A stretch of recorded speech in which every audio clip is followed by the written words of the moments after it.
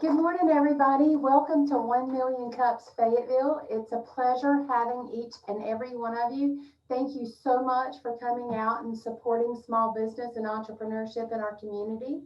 Today, we have a great speaker. We have Tony Gomez with Viulogix. He's going to come and tell us a little bit about his business. So without further ado, I'm going to turn it over to Tony. Tony, it's all yours. Thank you, Lori. All right, let me share my screen here. And Lori, can you let me know when you can see that, please? All right. Yes, Tony, you're good. Thank you. So first of all, the company name is Viulogix, but the product we're going to be showcasing today is called the Reach Out Hub. So what is Reach Out Hub? Reach Out Hub, its core purpose or core tenant is connecting a disconnected workforce. And when we think of a disconnected workforce, most of the time we think of physical separation. And although that's true in this case for many agencies, it's even more so true whenever they're disconnected digitally. So what does that mean to be digitally disconnected? It means that your office staff may use one set of tools, and then you have another group of people in your organization that use another set of tools for communicating. That's the gap that Reach Out Hub is bridging. So what is Reach Out Hub? It's simple, secure text, email, video messaging software for businesses specifically is who we're targeting today. So stay connected with field staff, with clients or prospects using company sanctioned tools. If I'd like to bold that last part of the sentence, we are again using company sanctioned tools because a lot of agencies are doing something similar today, but they're using personal devices and tools which start to have other issues on the weekend and holidays and other things. So Reach Out Hub is HIPAA compliant, it's auditable, and it integrates with your existing database, your EMR, your CRM, or your HR software. So that's a very powerful feature. So that's the basics of what Reach Out Hub is. What our focus is on today is healthcare. So today in healthcare, we currently partner with several leading nationwide healthcare providers, hospitals, home health agencies, urgent care facilities, and so forth. One of our most recent feedback from a client who's been using Reach Out Hub for about a year now, we were just talking casually and this came up, which I thought was perfect, which was, he said very few things have had such a positive impact on our organization as Reach Out Hub. And that was significant. This person does not normally say things like that, so I took it to heart, certainly. And they have about 2,500 employees at their agency who are using Reach Out Hub. So what about competition? A lot of people say, well, aren't there a million text messaging video apps? There are. You're absolutely right. There's Slack, Teams, WhatsApp, Facebook Messenger, Easy Text, Tiger Connect, and there's many more. A lot of these agencies came from using these tools and realized they didn't fit or quite work for them. And that's one of the reasons they moved over to Reach Out. So what are some of the advantages? I have four basic or beginner ones. The first one is cost. A lot of these other tools have a license fee. And for somebody who, if you have a high turnover rate on your staff, you're buying a license for them to have to, that's a full-time maintenance nightmare, just having to keep everybody licensed and logged in and all these things. Reach Out Hub, we charge per message. That's the other thing. We only send messages to employees who need it or patients or prospects. So instead of paying a license for somebody who you may never message that entire month, you pay kind of for what you use. It's also compliant. It's really hard to get Slack or WhatsApp or Facebook Messenger to be compliant for many of these agencies, whether it's HIPAA or some other company policy or compliance. The other thing is it separates them from using their personal accounts. So it's very easy to pick up your cell phone and just message somebody else, but then you run into issues when you're out of the office the next day, but you need the next person to follow up with that same thread and help somebody do something. Automation. We have a lot of out-of-the-box automation tools that can help automate communication because it's not just about your employee messaging other employees or patients or prospects daily or hourly. It's about cutting down on having to have somebody do that every single day. So we automatically pull data from your database and exchange data with employees and caregivers and patients as needed. Very pertinent thing. So it's smart automation. The other thing is customization. We design custom workflows, campaigns, and other things for the client as needed. A lot of this they can do themselves, but if they want us to do it, we're more than happy to customize the software and workflows for them. So the reach out or the Viulogix organization, we have about 6 software developers and our customer success team. We have 2 technical leads / account managers, and we have 1 HR / accounts payable person. So it's a very small company. Community help.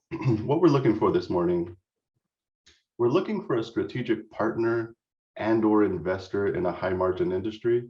This can be an additional vertical, so it doesn't have to be healthcare. This app applies to many, many industries. We're happy to hear what others, have some experience in high margin industries. Though this isn't really for your small company who wants to interact with their 30 employees or something. It's really designed for, I would say, 100+ employee type agency. Today, that's just the market we're going after. If anybody knows a referral for a business searching for a platform where they can communicate with a disconnected high margin client or workforce, we would certainly be interested also in speaking with them about that. And the last one is a personal one for me. If anybody has great ideas on transitioning from a technician to an entrepreneur, it's something that I've been doing, and making mistakes, learning from those mistakes and rinsing and repeating. But if anybody has found a book or an idea or something they've done in the past, I'd love to hear about it. And that's the end of the presentation, Lori. Tony, I want to jump in first and ask you, what is the 2 most common uses of your software?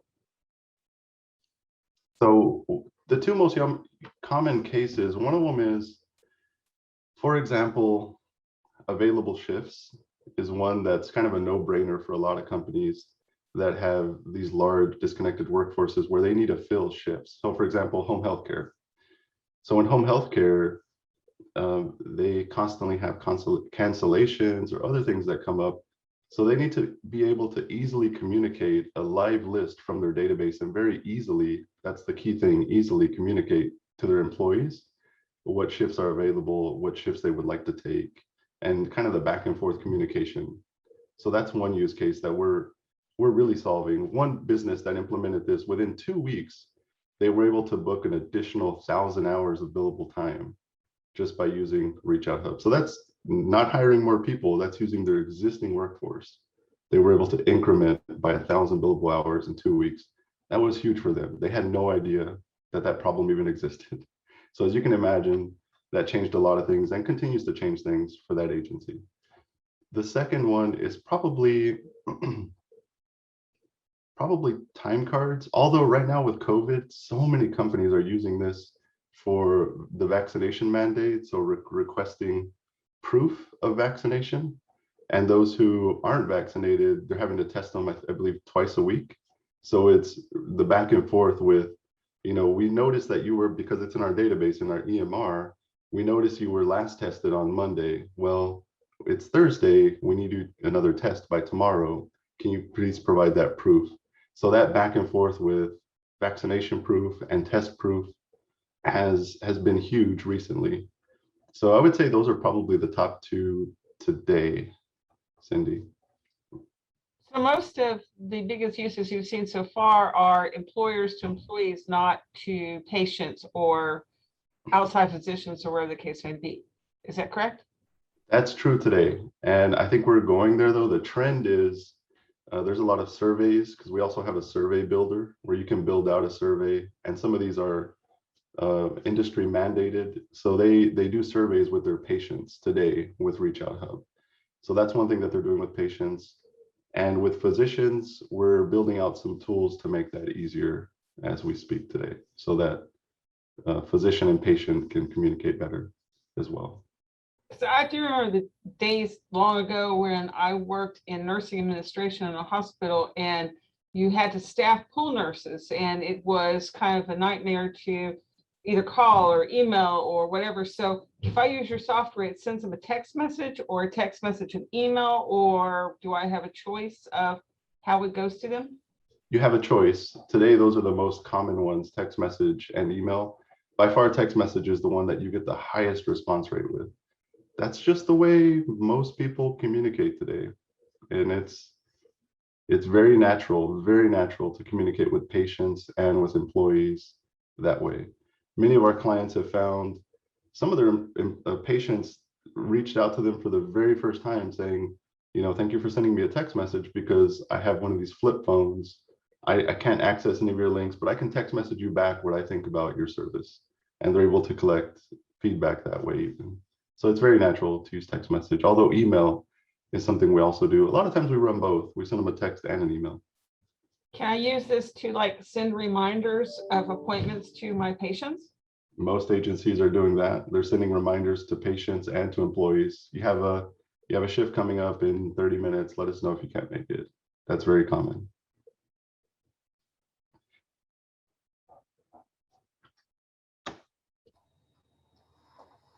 So Tony, you mentioned that your ideal market was a business with 100+ employees. How are you reaching these companies? How are you finding them? How do they know about you? So far we've done zero marketing or very little to no marketing at all. It's all been word of mouth. The reason this tool was introduced is a very good friend of mine that I used to work with had some clients that had a need, and we started developing this product for them. That client loved it so much that they started telling their friends about it, who are also executives at other healthcare provider companies. And they started reaching out to us, and it just kind of, snowballed and is going from there.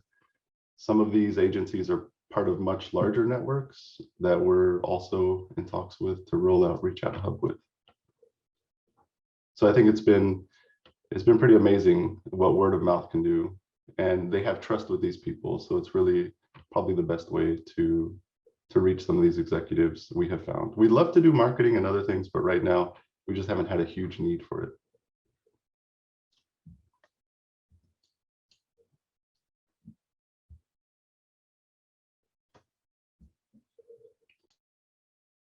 So far, who is your largest, or who's the most common client of yours? I would say probably home health. And we even have some customers even not in healthcare, but like construction, that's one, but it's just not as, we haven't put as much focus on it as we have with healthcare, mainly because of the need. So many in the healthcare field are struggling right now because of the pandemic and with their workload, and helping them communicate with patients and their employees has just been such a big driver for the reason why we're focusing on healthcare.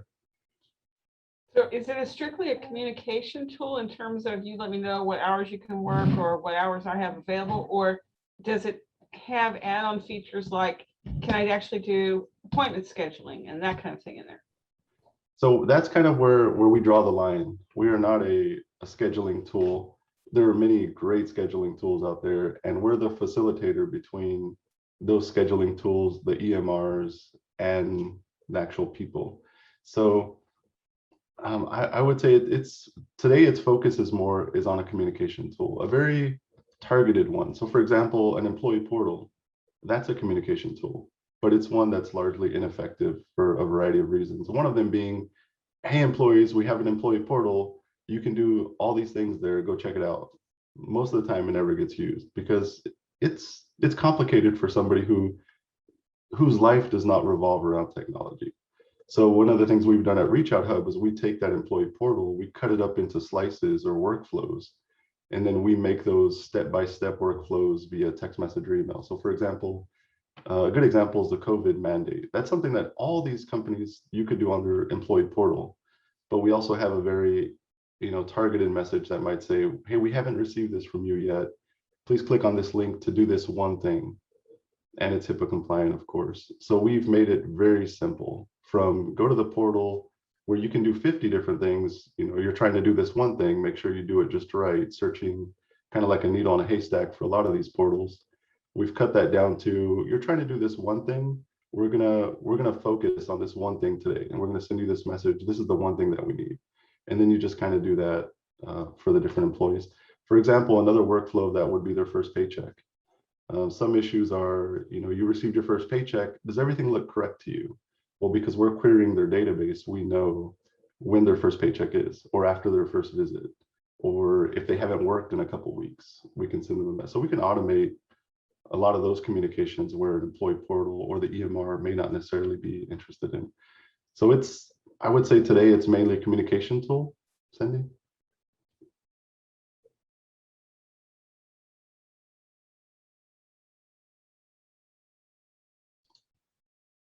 And I appreciate that you have that ability to communicate. If you've not already, it would be nice if you could partner with some of those programs like the ones that do the scheduling. For example, when I get a request for a meeting in my email, I like that I can do one click and it automatically puts it in my calendar for me instead of me having to go set to another software and put these schedules in for people. It would be really neat if you could partner so that your program would talk directly to a scheduling program or something of that nature. That's a great point. And that is actually how we got started. The power behind this is being able to integrate. So this system is designed to bolt on to an EMR. So we white label with a few EMR systems in the industry now where they sell Reach Out Hub under their own name, but it's designed to easily bolt on to your existing scheduling system. So if you have an agency, a clinic, and you're using one of these existing systems, Reach Out Hub was designed to bolt on and work with it, not independently of it, even using your same username and password credentials that you use for work. And that's one of the reasons why we're not targeting right now the smaller agencies who may not have that infrastructure in place. We're looking more at the larger ones that do, that make it easy to integrate and work seamlessly with their current system.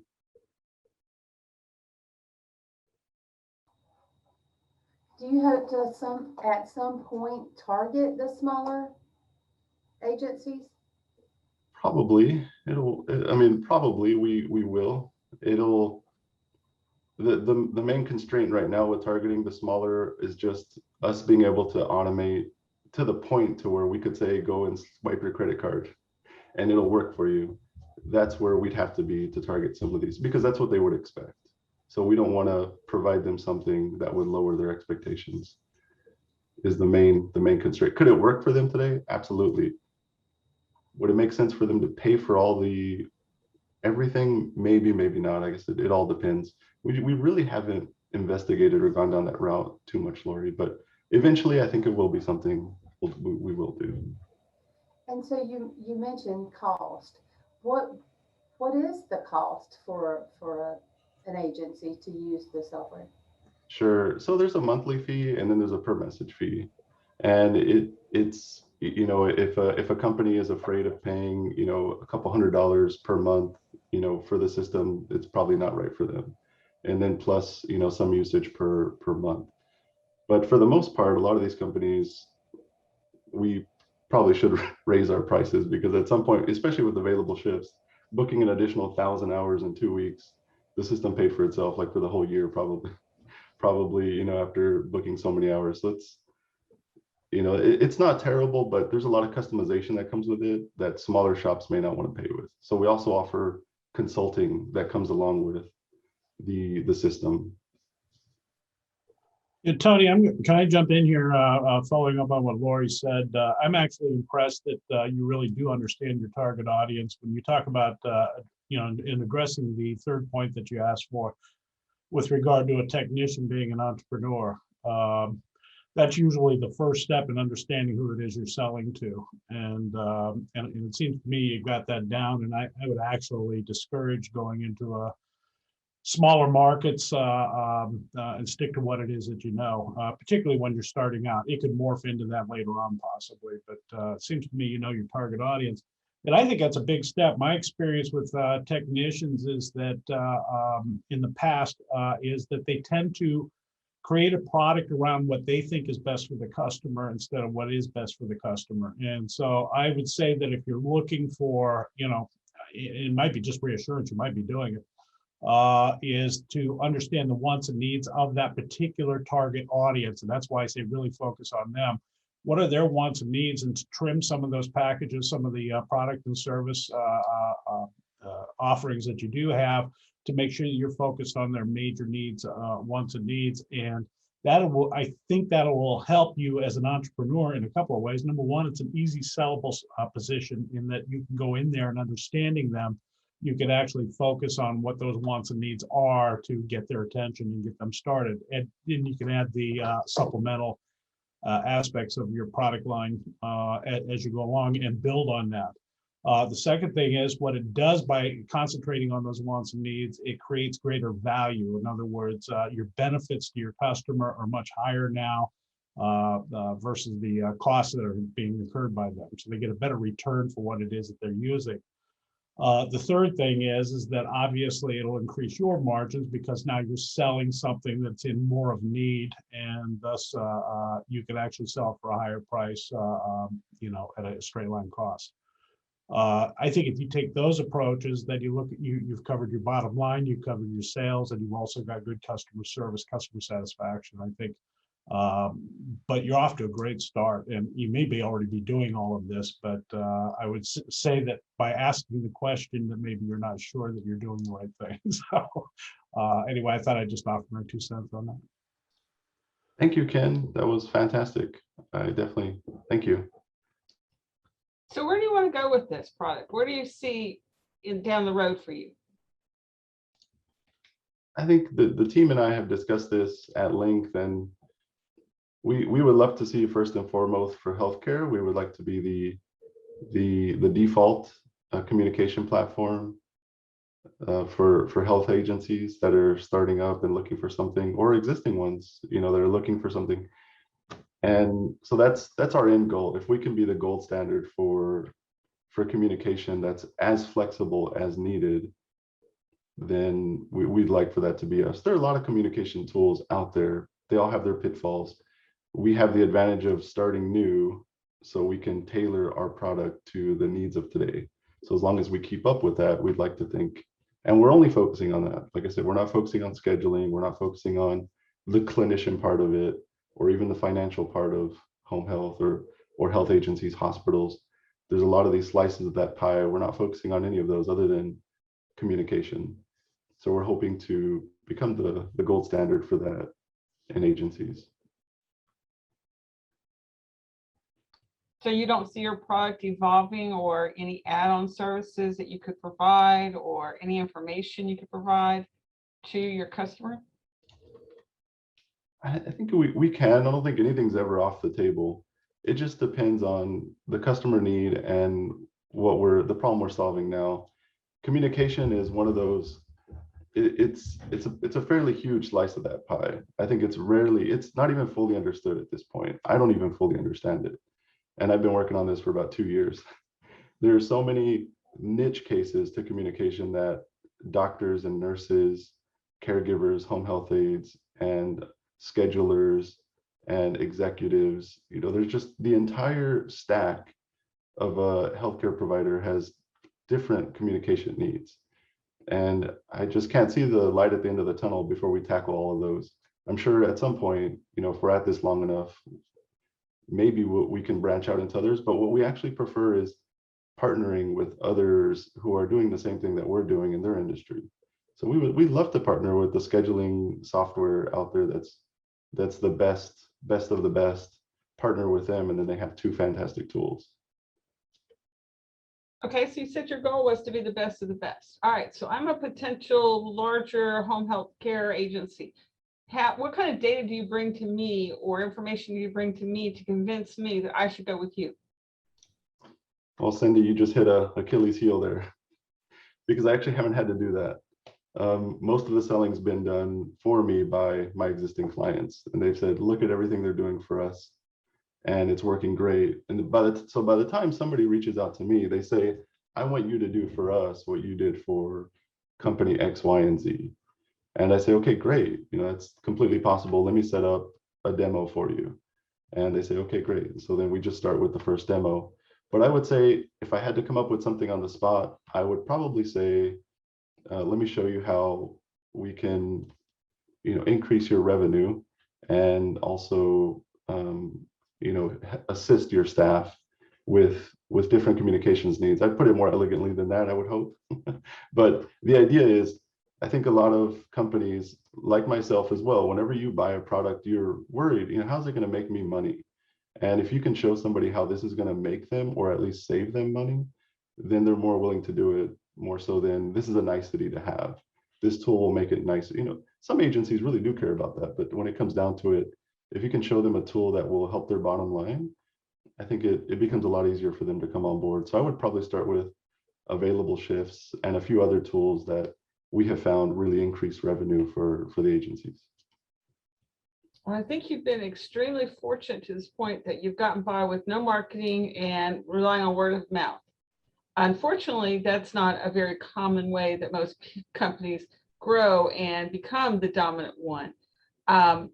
Especially in today's world, things are getting leaner because costs are rising, and with all the things going on right now, I think you're going to have to start packaging something where you can show me, if I'm a savvy business person, why I should go with yours, other than, yes, you have the service, but you, as you point out yourself, you have competition. So why you? What do you bring to my table? If you can point out something like conversions of conversations or hits or something where you're producing results, that I'm not just blindly sending out a text message, but you can actually show that it's paying off. Because you've been very fortunate to this point, because it sounds like you've not dealt with a lot of people who are as nitty gritty on the business side of things. Yes, you help solve a problem. Yes. But you also have to tell me why you're better than your competition. Do you have any suggestions on that, Cindy, how I could do that best? Well, I'm sure there's a lot of people in this room who can give you some suggestions, because I'm looking at some of these names. So gang, he wants to know, how can he point out with his business that he is a better person? What kinds of things would you want to see or know that would make you go with him? Well, first and foremost, you have to discover what your competitive advantage is, what sets you apart from your competition. And I hear people say all the time, well, it's cheaper. Well, if you're going to go with a cheaper price, sometimes people correlate a cheaper price with an inferior product, so be careful with that one. But find out what your competitive advantage is, and then you're going to have to play up to that. You're going to have to find some sort of sales medium to actually reach your target audience. You've done a great job of identifying the market, but I haven't really heard any means of actually reaching them other than word of mouth, which is great, but we've got to have something more than word of mouth. So my first suggestion would be is to really dig in deep and find out what that competitive advantage is. Is it superior customer service? Is it whatever it may be? You've got to know exactly what that is first. At what point do you hire a salesperson? A lot of that I could do, of course, but at what point do you hire a salesperson, or do you partner with a salesperson? Because I just wouldn't even know how to approach that. Do they? I think first I would focus on somebody that was good at marketing. Come up with a strategic plan to actually, first and foremost, a marketing plan would help. But I would be in search of someone that was very good at marketing before I would hire a salesperson. And is that, as a startup, small business, do you typically, I'm assuming these people get paid, I guess I don't really know what to assume they get paid, but do you usually hire these people as, salaried employed, or do you say, we'll give you some return from the business that you bring in from your marketing, more of kind of like a partnership type thing? I guess that's not sure what to. Tony, many startups struggle with that financial capital, or most do, okay? But realistically, 15 to 20% of your budget should be spent on marketing alone. If you can have a great product, you can have the best product or service, but if nobody knows that you exist, you're not going to stand beside the road with your sign. So that would be my suggestion. Really understand what your competitive advantage is and hire somebody in marketing to assist with all of those things that you really need help with. Okay, If I were great. going to hire somebody. Great. Thank you, Lori. I'm going to follow up with what Lori said. Since I did this for 27 years as a marketing and sales executive, you could easily, in a small business, hire an individual who handles both your marketing and your sales. Traditionally, if you get somebody who's experienced, they'll get you your advertising in the correct places. They'll attend trade shows. They'll take phone calls. They'll set up a distribution area if that's indicative of your industry. They could do a ton of different things, but there are talented people like that out there that you could hire just a single individual who can handle both aspects of this. And then you can branch out from there. As far as pay goes, traditionally with the beginning company, there's not much you can do except offer some kind of salary. But it wouldn't take long before you get to the point where you're offering a base pay plus incentives, commissions of some sort. I know there was probably half my career, or more than half my career, I worked 100% commission, but that's usually with established companies. And it's usually off of total sales or something like that. So, but you could actually, with the right person who, has a long-term interest in this, actually get them for a fairly lower price with certain incentives for later on as well. But you need somebody who knows the industry. You need somebody who's technically advanced. There are a ton of people out there, by the way, and particularly younger people who do have some good marketing background as well. These are people coming out of colleges right now that that are already trained in the technical fields. I've had students come out of my class who are doing things I can't even imagine doing. So they exist out there. You just got to find them. I could probably give you 4 or 5 names off the top of my head right now, just from students who have advanced 4 or 5 years into the industry and can do the job. So look for young people are great in this particular regard. They don't require as much money as somebody that's more established. They usually have a lot more energy, and they also have more technical know-how as well. Just have all the ambition that you need that you're looking for. And you don't lose much if you lose it. But a lot of people love that opportunity to grow within a small business and make it big. Ken, one question: how do you know when somebody's not working out that you've hired as a sales and marketing person?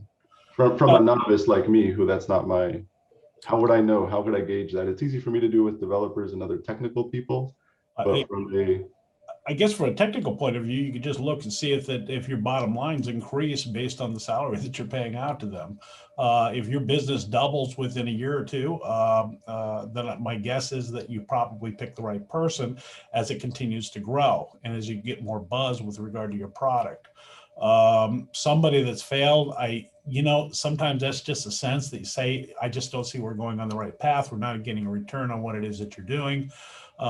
You start talking to other people and saying, well, that doesn't sound right for your business. You can tell if your business is not growing, then you're spinning your wheels with that individual. My guess is, and I agree with Cindy on this one, you get the right marketing and salesperson in there, they're going to do some really great stuff for you. But what they're going to do is they're going to get a message out that you don't have right now. And how long do you wait to say if that, because as a startup, again, do you wait 2 years with that person to say, well, I think it's not working out? Do you wait 6 months? Do you wait 4 months? Going off of the fail fast, Well, sometimes you just got you got to sit with them and put a plan together and see what their goals and objectives are. And if they're not reaching, if their goals and objectives are satisfactory to you at the start and they're working, or you think that they should even be better, or maybe you didn't assess your situation right at the time. But usually by goals and objectives, as a sales manager, I would always ask my salespeople, what are you going to do for me next month? And then I would look at that and say, well, why didn't you meet that? What were the problems? Did you get this wrong? These are things you're constantly asking a person, but the type of person that you're going to hire is somebody that's got to be they've got to be answerable to your questions, and they've got to be able to follow, and they've got to be loyal to their goals and objectives and be able to explain why they weren't reached, or if they were well exceeded, how did you miss that as well? Because maybe we're underestimating what you can do out there. You know, a lot of people will pad those things just to make themselves look really good. So if you know, if they're 50% higher than what their goals and objectives were, maybe you got a heck of a product, or this guy is he can do a lot more for you, or woman. But I think you'll get a sense of it if you don't feel things turning your way. Sometimes it's just instinct that just says, okay, I hired this guy, we're paying him X number of dollars, and I'm not getting a return on my investment. I think you may have answered the question saying, what are you going to do for me next month? So you see a 4-week period as Yeah, I could just tell you from a sales point of view, that's the worst question we ever get asked. Okay. Fine, what did you do for me recently? You know, well, I broke a record 2 months ago. Nobody cares. All right. They're more interested in what you're doing today and in what you can do for us in the future. And then to assess that constant assessment of what it is that they're doing. To add on to what Kim was saying, the first thing I would look for when you hire somebody or get ready to hire somebody is somebody who talks about a marketing plan, because you don't want somebody to go in there just throw random darts at a dartboard and hoping it's going to hit something. They should have a logical plan for what they're going to do, how they're going to go about it, that kind of thing.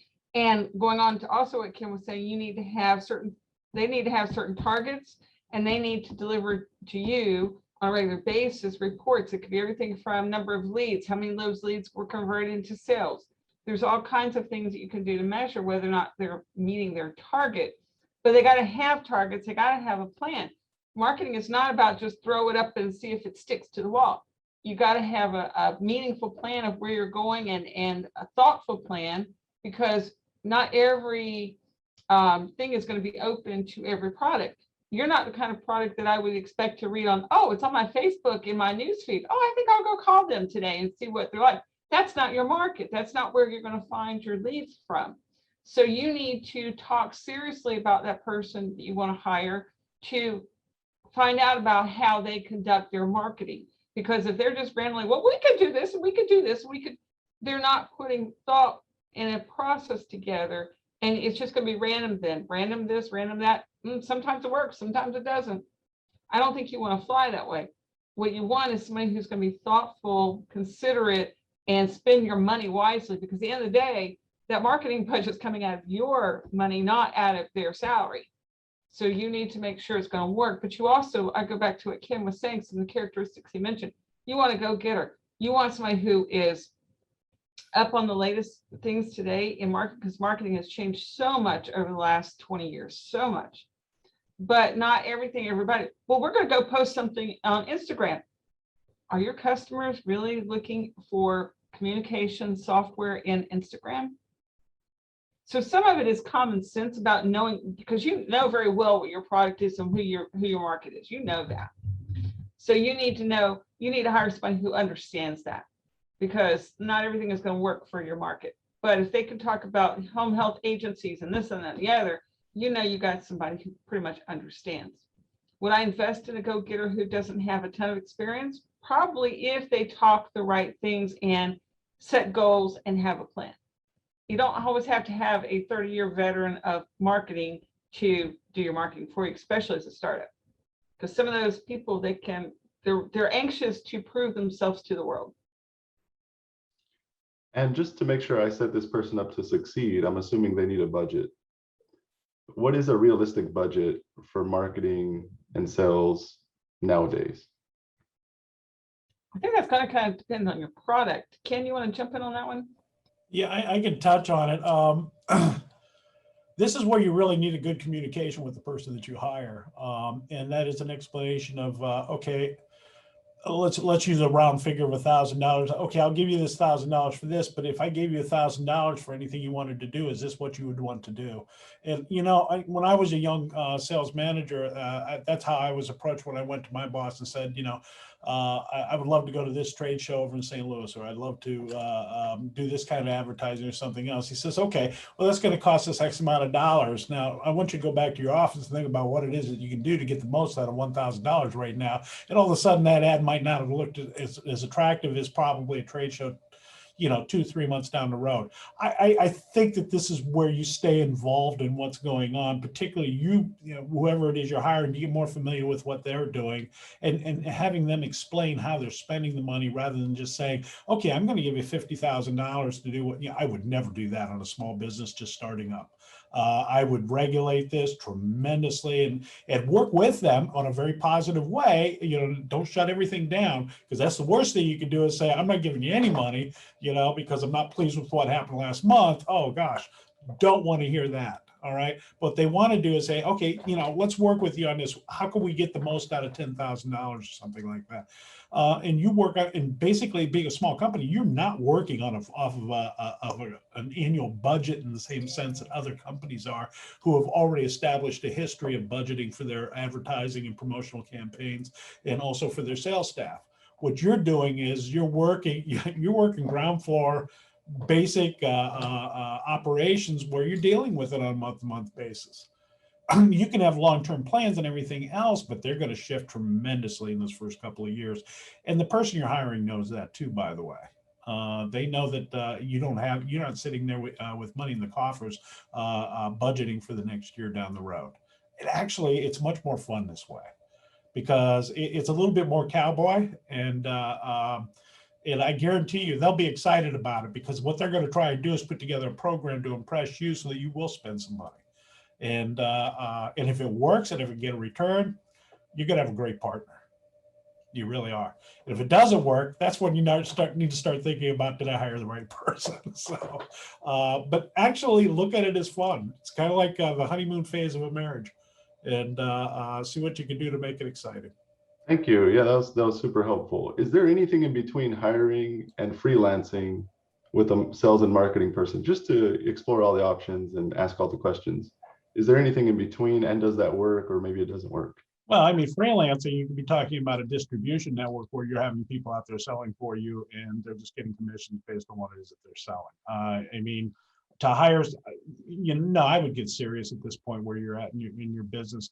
What I talked about a little bit earlier, what a marketing guy is going to do is he's going to come in and he's going to examine who your target audience is, and he's going to work with you on actually shaping your product to meet their needs.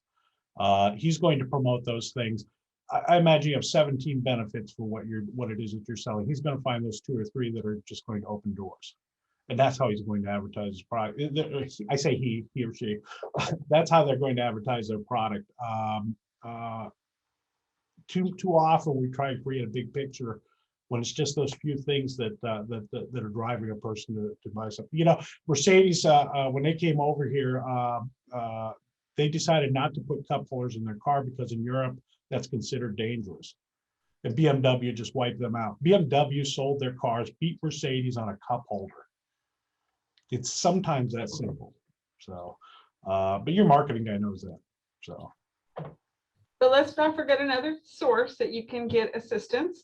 You also have these small business centers in your area, which give you free advice, and they can do a lot of webinars and seminars and things like that.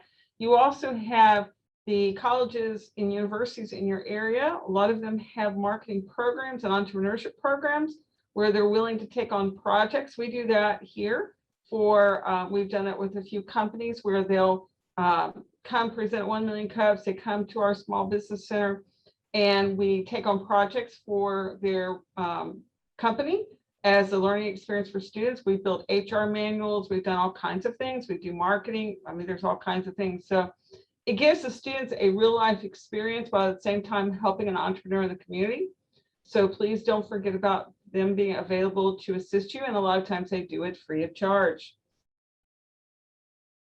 I didn't know about that. Thank you, Cindy. Yeah, and Ken, also thank you for your feedback as well. Super valuable. Yeah, if I could add one more thing to what Cindy was saying, your trade associations, we don't use them enough. And we don't talk about it enough, but I guarantee you, if you need to be an active member in your trade association, statewide, national, whatever it is, try and figure out where that stems from and things like that. They have incredibly valuable information for you that could help you out a lot. I was extremely involved in various trade associations during my career. Oh, thank you. Didn't even think about those. Yeah, everybody's feedback's been amazing. Thank you so much. And let's not forget the networking aspect to that as well, because you get to meet your potential clients there as well. Great point. Thank you, Cindy.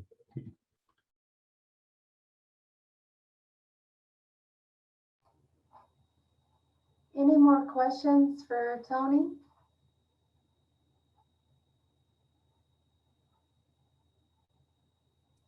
I just wanted to find out, did you have a website or any type of online presence that you can direct people to? It's like they're going to hear about you, but then they want to see it. I do. We have a website. Reachouthub.com is a website that has some basic marketing on it.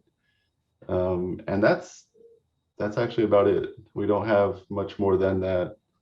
But that is definitely someplace that we could work on. I would definitely work on your website, and also consider whenever you identify your most valuable parts of your program to maybe do some videos on the fluency and ease of use. That way people can see a glimpse of the inside of your product, and it would encourage them to contact you more. Do you have any suggestions on how long those videos should be? I've heard mixed results. I would just do a couple of minutes myself, because you're only giving them a glimpse.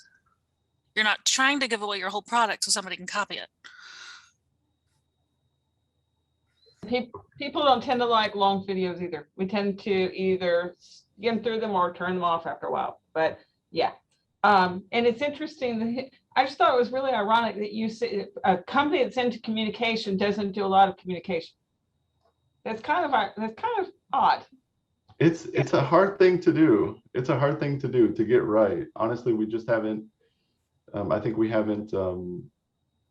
It's been one of those things where you either do the bare minimum or you do it right. That's kind of the person I tend to be. And in this case, I did the bare minimum because I need to do it right. You're correct. And I need to just carve out that time and figure out, maybe that's another person, that we outsource that to or hire somebody for, or maybe it is me. I don't know if anybody has any suggestions on that. Do not, that's the most important thing you have is the front page of your website. That needs to be you as the founder, the CEO. You can't delegate that. Any thoughts on that part of it? Well, I looked at the website. It definitely could use some excitement. Okay. And this may be somewhere else that the marketing and salesperson that you're going to hire or find could help you out with. Yes, it does need some excitement, Tony. And if this is not what you're really good at, then maybe you want to let someone that is good at it handle that for you. Right. Thank you, Lori. Yeah, and don't overlook the colleges and universities. We have some phenomenal students. We really do. So don't overlook that. Yes. Okay. Thank you. If we don't have any more questions for Tony, I'm going to take the last question for today. Tony, how can this community help you? What can we do for you? I think the Fayetteville community has been amazing already. This feedback has been great. I mean, everything from the marketing and sales, I think you've just tripled my knowledge on that. So I highly appreciate that. That's the best way. I think, helping me as a small business owner in this area, that has been very valuable. I don't think I would have gotten that anywhere else. So thank you. I do appreciate that. Well, Tony, it has been a pleasure having you. We would love to invite you to come back to be part of our audience. You never know who will be here. But also we'd like for you to come back in some months and let us know how things are going. We really like to keep up with some of the advice that was given and how that has helped shape your business as well. So it's been a pleasure. Next week, everybody, we have a great presenter. We have PodFest Expo coming next week. We have OBA coming the following week. So I hope you guys will come back. I hope you have a fantastic day, and we'll see you next Wednesday. Stay dry, everybody.